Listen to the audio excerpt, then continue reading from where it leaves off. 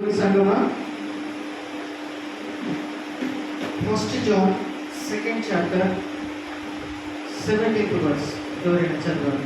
మొదటి యోహాను 2వ అధ్యాయము 17వ వచనం.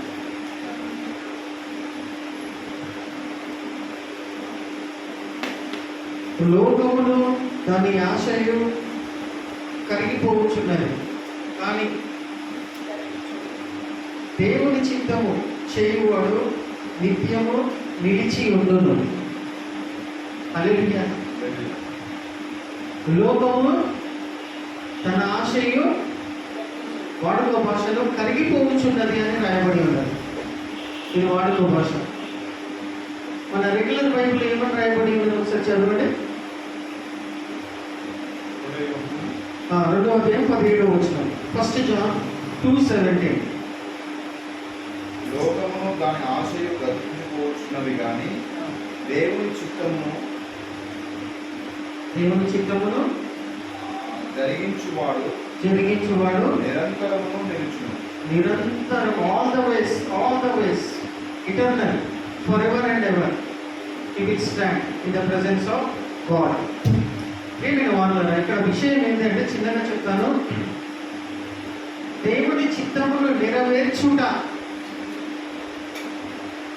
దేవుని చిత్తము ఇది నేను చేయడం అనేది దేవుని చిత్తము అని నీకు అవగాహన ఉన్నప్పుడు ఆ దేవుని చిత్తము చేయడానికి నువ్వు ఇష్టపడతావు.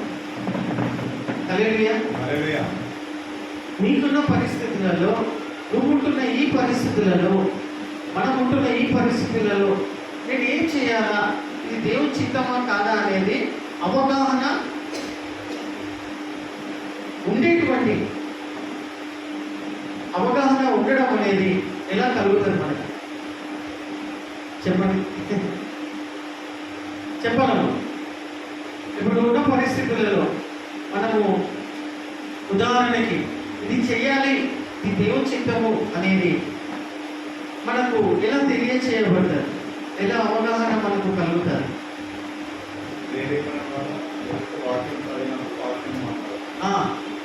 కరెక్ట్.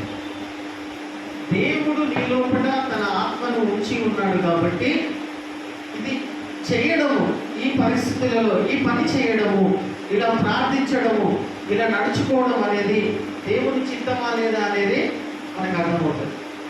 అయితే ప్రాముఖ్యంగా వాక్యంలో రాయబడినటువంటి విషయం ఏమై ఉన్నదంటే what is the will of God all the ways all the time in every situation అనేది మనం చూసుకుంటున్నట్టయితే, ప్రియమైన వాళ్ళ దేవుడు లోకము ఎంతో ప్రేమించదు కాబట్టి తన అద్వితీయ కుమారుడు ప్రభునందు విశ్వాసం ఉంచిన వారు అనేటువంటి వాక్యం, God so loved the world అనేటువంటి యోహాను 3:16 3వ అధ్యాయం 16వ వచనం ఒక్కసారి చదవండి తెలుగులో.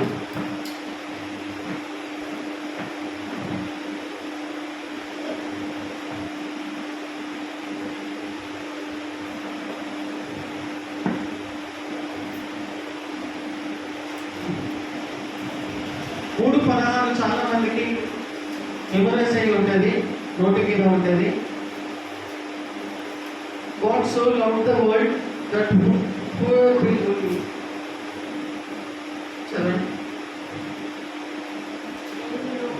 దేవుడు లోకమును ఎంతో ప్రేమించను కాగా ఆయన తన అద్వితీయ కుమారునిగా పుట్టినవాని యందు విశ్వాసముంచు ప్రతి వాడును నశింపక నిత్య జీవమును పొందినట్లు ఆయనను అనుగ్రహించాను.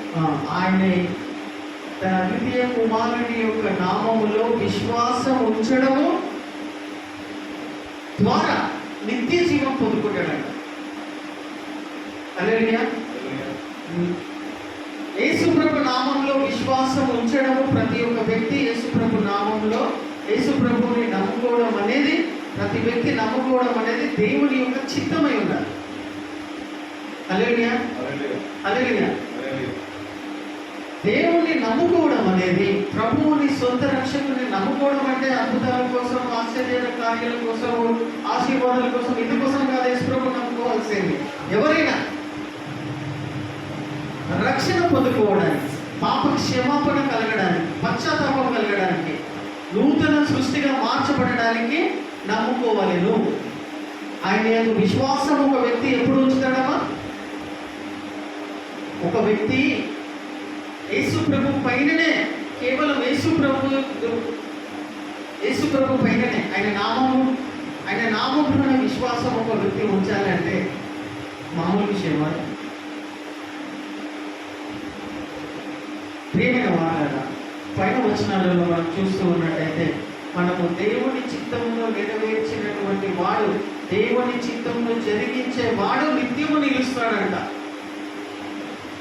దేవుని చిత్తం ఏమై ఉన్నాడంటే, ఎవడును కూడా నశించక మారు మనసు పొంది పశ్చాత్తాపం కలిగి యేసు నామములో విశ్వాసం ఉంచడమే తండ్రి యొక్క చిత్తమై ఉంటున్నాడు. హల్లెలూయా. యేసు ప్రభువును కూడా నమ్ముకోవాలా, ప్రతి వ్యక్తి నమ్ముకోవాలనేది దేవుని చిత్తం. లేకపోతే వాడు నశించిపోయి వాడు ఈ భూమి మీద ఉన్నప్పుడు ఎన్ని మంచి పనులు చేసినా, ఎన్ని గొప్ప కార్యాలు చేసినా, చివరికి వాళ్ళని అంతు నిత్యం కాల్తున్నటువంటి నరకాగ్ని అని బైబిల్ చెప్తుంది. అవునగా ఎంత భయంకరమైన విషయం ఇది. సో దేవుని చిత్తం ఏమై ఉన్నదని అంటే, అటువంటి వాళ్ళు రక్షించబడాలని, దేవుణ్ణి తెలుసుకోవాలని, రక్షణ పొందాలని, రక్షణ లేనటువంటి ప్రజలు రక్షణ పొందాలనేది దేవుని యొక్క చిత్తమును నెరవేర్చినటువంటి వాళ్ళు. ఏ విధంగా దేవుని చిత్తాన్ని నెరవేరుస్తారు?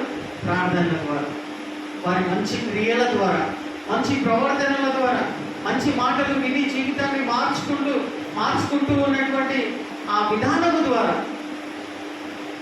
హల్లెలూయా, హల్లెలూయా. ఏది మంచిది, ఏది చెడ్డది అనేటువంటి వివేచన జ్ఞానం దేవుడు ప్రతి ఒక్కరికి ఇచ్చాడు. కాబట్టి ప్రియమైన వారులారా, ఆ మాట, ఆ విషయాలు ముఖ్యంగా ప్రతి ఒక్కరు కూడా రక్షించబడాలనేది దేవుని చిత్తంలో నెరవేర్చినటువంటి వాళ్ళు నిత్యము నిలబడి ఉంటారంట ఆయన ఎదుట, ఆయన సన్నిధిలో. హల్లెలూయా. ఈ లోకంలో ఇప్పుడు అవసరమే, కొన్ని విషయాలు మనకు అవసరమే, భోజనం అవసరమే, खाना कपड़ा और रोटी वो जरूरत है, वो जरूरी है. అవునా కదా? బట్టలు అవసరము, ఫుడ్ అవసరము, అది ఎవ్రీథింగ్ ఈజ్ అవసరం. కానీ అదే శాశ్వతం, దానికోసమే నిరంతరము మనం పాటుపడడము, దాని మీదనే ఎక్కువ ఫోకస్ పెట్టుకోవడం అనేది కరెక్ట్గా. హల్లెలూయా, హల్లెలూయా. అర్థమవుతుందా? వీటిపైననే ఎక్కువ ఫోకస్ పెట్టుకొని బతకడం అనేది కరెక్ట్గా. మళ్ళీ ఏంటిది? అన్ని పరిస్థితులలో, అన్ని సమయాలలో కూడా మనం దేవుని చిత్తం ఏంటో గ్రహించి, ఏ విధంగా గ్రహిస్తామంటే, ఇందాక సహోదరుడు చెప్పినట్టు దేవుడు తన ఆత్మ ద్వారా ప్రేరేపిస్తాడు. ఇది చెయ్యమని, ఇక్కడికి వెళ్ళు, ఈ ప్రార్థనలు చేయి, ఈ విధంగా సహవాసం చేయి, ఈ విధంగా కీర్తనలు పాడు, ఈ విధంగా సంఘంతో అంటుపెట్టబడి ఉండు. ఇది కాకుండా నువ్వు లోకంలో ఉండి ఏ గొప్ప పనులు చేయాలని నీ తెలివితేటలు చూపిస్తూ, నీ ఏమంటారు బలమును చూపిస్తూ ఏది చేయాలనుకున్నా కానీ బిడ్డ, అది దట్ ఇస్ టెంపరరీ ఉంది. అది కరిగిపోవచ్చు ఉన్నది, గతించిపోవచ్చు ఉన్నది. లోకం అంతయు ఆశయం మొత్తము it is going on, it is vanishing away, it is passing away. దానికోసం ఎక్కువ పాటుపడదు. మనకు ఎంత కావాలో అంత దాని గురించి మనం కష్టపడి సంపాదించుకోవాలి. హల్లెలూయా, హల్లెలూయా, హల్లెలూయా, హల్లెలూయా. అక్కడ చూడండి అమ్మా, మనకు ఎంత కావాలో అంత కష్టపడి సంపాదించుకోవాలి.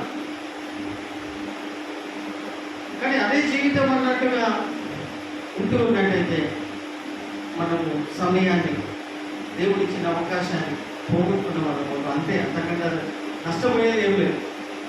అవునా కదా? లోకము తన ఆశయం గతించిపోవచ్చున్నది, కరిగిపోవచ్చున్నదని వాడుక భాషలో ఉన్నారు. So what is the will of God? The will of God is, మనం as a believers of God, as a children of God, దేవుని పిల్లలుగా మనము రక్షణ లేని నశించిపోతున్న వాళ్ళను ప్రభువాను రక్షించండి, వాళ్ళను దర్శించండి, వారిని లేవనెత్తండి, వారిని తిరిగి సంఘంలోనికి నడిపించండి, సంఘంలోనికి నాటండి, సంఘంలో రక్షించండి అని ఇట్టి ప్రార్థనలు, దేవుని చిత్తంలో ఉన్నటువంటి ప్రార్థనలు, దేవునికి ఇష్టమైనటువంటి ప్రార్థనలు. హల్లెలూయా. ఇది దేవుని చిత్తంలో నెరవేర్చినటువంటి ఒకానొక భాగమే, ఒకానొక కారణమే, ముఖ్యమైన కారణం నేను మీ అందరికీ కూడా తెలియజేస్తున్నాను ఈ వాక్యంలో. Hallelujah. Hallelujah. So we have to pray for the salvation of all హల్లెలూయా, హల్లెలూయా. ఈరోజు జరుగుతున్నటువంటి తమిళనాడులో జరుగుతున్నటువంటి ఎలక్షన్ పరిస్థితి చూస్తూ ఉన్నట్టయితే జోసెఫ్ విజయ్ అనేటువంటి ఫిలిం యాక్టర్, ఈజ్ దళితుడు. చెప్పాలంటే క్లియర్గా చెప్పాలంటే మాదిగోడు. తమిళ్లో అంత పెద్ద ఫిలిం యాక్టర్స్ రజనీకాంత్ చేయలేనటువంటి విషయాన్ని కమల్ హాసన్ ఇంకా ఆయన సీనియర్ మోస్ట్ యాక్టర్లు రాజకీయం చేయాలా, సీఎం కావాలనేటువంటి తపన పడి పోటీ చేసినటువంటి వాళ్ళు గెలవలేకపోయారు. ఇప్పుడు యూనిక్గా, ఇండిపెండెంట్గా, స్వతహాగా ఎవరి పార్టీల పొత్తు పెట్టుకోకుండా, ఏ పార్టీల యొక్క సపోర్ట్ తీసుకోకుండా, ఇప్పుడు చూడండి ఆంధ్రప్రదేశ్లో పవన్ కళ్యాణ్కి ఎక్కువ మెజారిటీ రావడం వలన సీఎం రాలేడు, అంత సీట్లు ఆయనకు రాలేదు, ఉదాహరణకి చెప్తున్నాను. కానీ తెలుగుదేశంలో కొత్త అయిపోయాడు, ఆయన క్లబ్ అయిపోయాడు. సో డిప్యూటీ సీఎం లాగా ఆయన. కానీ ఇక్కడ తమిళనాడులో అనేది అదొక చరిత్ర, అదొక గొప్ప, చాలా గొప్ప విషయం. ఇండిపెండెంట్ పార్టీ అనేది అంత మెజారిటీగా గెలవడము, ఎవరి సపోర్ట్ లేకుండా, ఏ పార్టీ సపోర్ట్ తీసుకోకుండా సీఎం కాబోతున్నాడు ఆయన within one day or within couple of hours. కొంతమంది చిన్న చిన్న ఇండిపెండెంట్ పార్టీస్లో పొత్తు కలుపుకొని. ఎందుకు ఈ విషయం ఈ సందర్భంలో తెలియజేస్తున్నా? ఇది ఎవరు ఊహించలేదు. తమిళ అంటే మామూలు తమిళోళ్ళు నేను మలేషియాలో ఉన్నప్పుడు చూసిన వాళ్ళు మొత్తం చుక్కలు చూపిస్తారు. వాళ్ళ తెలివితేటలు కానీ, వాళ్ళు మోసం చేసే విధానం కానీ, వాళ్ళు మంచితనం చూపించే విధానం కానీ, వాళ్ళకి ముంగట ఎవరు పనికిరారు. వాళ్ళు అటువంటిది పాలిటిక్స్లో ఈ విజయ్ అనేటువంటి ఫిలిం యాక్టర్ అట్లా లిఫ్ట్ చేయబడడం, అంత అధికముగా మెజారిటీతో రావడం, యూనిక్గా ఇండిపెండెంట్గా నిలబడడం అంటే దీని వెనకాల ఏమై ఉన్నది చెప్పండి? ఏమై ఉన్నది? అంటే అట్టడుగు భాగంలో నుండి వచ్చినటువంటి వ్యక్తి ఆయన. అర్థమవుతుందా? ఎవరు సపోర్ట్ లేకుండా. దానికి కారణం నేను చెప్తున్నప్పుడు చాలా మంది సంఘాలు, చాలా మంది విశ్వాసులు మనకు తెలియదు కానీ so many believers are praying for the leaders, those who are in authority.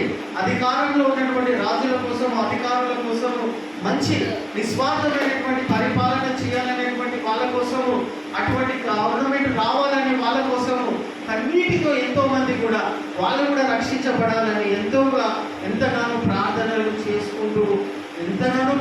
చేసుకుంటున్నటువంటి ప్రార్థన చేయడం వలన, వాళ్ళందరూ సంఘంగా కలిసి ప్రార్థన చేయడం వలన ఇది దేవుని ద్వారా లిఫ్ట్ చేయబడినటువంటి పార్టీగా, దేవుని యొక్క హస్తము ఈ యొక్క పార్టీ పైన కనిపిస్తుంది. దీని వెనుకల కారణం ఒకే విధంగా చెప్పాలంటే, షార్ట్గా చెప్పాలంటే, చాలా మంది కూడా ప్రార్థన చేస్తున్నారు. ఆ దేశంలో ఉంటున్న, ఆ స్టేట్లో ఉంటున్న వ్యక్తి కోసం అని కాదు, those who are in authority, అధికారంలో ఉన్న రాజుల కోసం, అధికారుల కోసము యాచనలు, ప్రార్థనలు చేయమని హెచ్చరించుచున్నాడు కదా వాక్యము, అవునా? సో ప్రియమైన వాళ్ళ these type of prayers shall not B wasted. ఇటువంటి ప్రార్థనలు వ్యర్థంగా, ఇటువంటి ప్రార్థనలు దేవుని దృష్టికి అనుకూలంగా ఉంటాయి. ఒక వ్యక్తి రక్షించబడాలా, రాజకీయ నాయకులు డిపార్ట్మెంట్లో ఉంటున్నటువంటి వాళ్ళకు జ్ఞానం కావాలా పరిపాలించడానికి అంటే క్రైస్తవులు ప్రార్థనలు చేయాలి. హల్లెలూయా. క్రైస్తవులే ప్రార్థన చేయాలి. దేవుడిచ్చిన అథారిటీ అది. సో ఇక్కడ నేను ముగిస్తున్నాను. ప్రియమైన వాళ్ళు ఏం చెప్పాలని ప్రయత్నం చేస్తున్నారంటే, 1 John 2:17 ఏమని చెప్తున్నాడు? దేవుడి లోకముయు తన ఆశయం అంతా కూడా గతించిపోతున్నది, కానీ దేవుని చిత్తంలో నెరవేర్చేవాడు నిరంతరము నిలుచును అనేది ఒక భాగం నేను చెప్తున్నా. ఈ వాక్యంలో బట్టి ఇది దేవుని యొక్క చిత్తమై ఉన్నది. మనము సమయంలో తీసుకొని పట్టుదలతో, ప్రభువా మా రాజకీయ నాయకులను దర్శించండి, వారికి జ్ఞానాన్ని అనుగ్రహించండి, మరియు సువార్త ప్రకటిస్తున్నటువంటి సువార్థికులను, పని వాళ్ళను ఆ యొక్క కోటలోకి పంపించండి ప్రభువా. మా సంఘం చుట్టుముట్టు రక్షణ లేని వాళ్ళను రక్షణలోకి నడిపించు ప్రభు. మా సంఘంలోకి నడిపించండి తండ్రి. రక్షించబడినటువంటి బిడ్డలను కూడా మీరు ఆసక్తిని అనుగ్రహించండి. వారికి క్రమం తప్పకుండా మందిరంలోకి నడిపించండి అనేటువంటి ప్రార్థన చేస్తున్నాం చూడు. హల్లెలూయా చేస్తూ ఉన్నాం చూడు. ఇది దేవుని చిత్తంను నెరవేర్చినటువంటి విధానంలో ఒక విధానం నేను మీకు వాక్యంలో బట్టి తెలియజేస్తున్నాను. హల్లెలూయా. ఇలా చేస్తున్న వాళ్ళు నిలుచును దేవుని ఎదుట నిరంతరము నిలుచును. These type of prayers shall not be go in vain. ఇవి వ్యర్థమైనటువంటి ప్రార్థనగా వాక్యంలో బట్టి నేను చెప్పగలుగుతాను. హల్లెలూయా. దేవుడు మనకి ఇస్తున్న సమయం. దేవుడు ఆ విధంగా మనల్ని నడిపిస్తున్నాడు. Pray for your church. Pray for your church construction. Pray for your church materialistic fulfilment. వస్తువుల కోసము, విశ్వాసుల కోసము, కాపరుల కోసము, సువార్త ప్రకటిస్తున్న వాళ్ళ కోసము, సేవకురాల కోసము, సేవకుని కోసము, రక్షణ లేని ఇవన్నీ ఏంటి? ఇవన్నీ దేవునికి ఇష్టమైనటువంటి ప్రార్థనలు. దేవుడు వాక్యంలో తెలియజేసినటువంటి ప్రార్థనలు ఎన్నిటికీ కూడా వేస్ట్ కావు. ఇది దేవుని ఎదుట నిలిచి ఉంటుంది. కాబట్టి దేవుని వల్ల దేవుడు మనకి ఇస్తున్నటువంటి సమయమును సద్వినియోగం చేసుకుంటూ మనము రక్షణ లేని ప్రజల గురించి ప్రార్థించాలా, రక్షించబడిన మన సంఘ సభ్యుల గురించి ప్రార్థించాలా, మరి మన సంఘం కన్స్ట్రక్షన్ గురించి ప్రార్థించాలా, ఇవన్నీ కూడా దేవుని ఎదుట నిలుచున్నాం. హల్లెలూయా. దేవుడు ఒకసారి వాక్యం చదవండి. మరొకసారి చదవండి. నేను చదువుతాను. 1 John 2nd chapter 17 verse.